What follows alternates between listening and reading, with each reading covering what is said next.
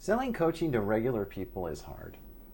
And the reason it's hard is because most people out there do not know what coaching is, and they don't know that they need or want a coach. So when I started out, this was a big deal. I was looking at helping various people in careers, in leadership, in relationships, and in order to get the conversation started, I had to focus on what their problem was, get them into a conversation, start to talk about what the solution is, start to talk about me helping them get to that solution, and then presenting them with an offer which was some large amount of money that they weren't used to spending.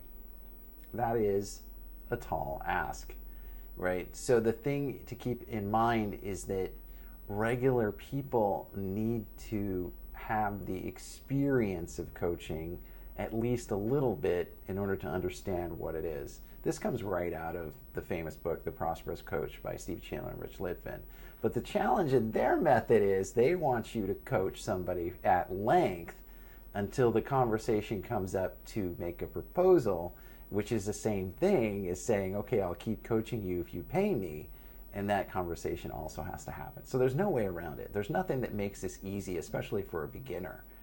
It's not the type of thing that would necessarily come naturally to us. And over the years, what I've discovered is that the best approach is really just looking at what the problem is, laying out what they want, and laying out how you can help them solve it, and letting them make a decision for themselves. There's no real way to use sales techniques to get this done.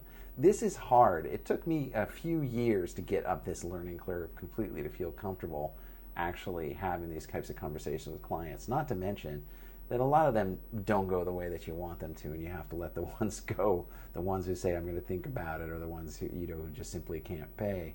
But this stage is hard. This is one of the things that in order to make your business sustainable, you've got to get good at this. And even if you've only got a few leads coming in at a time, you can actually do reasonably well if you're good at giving them this experience and making that close happen.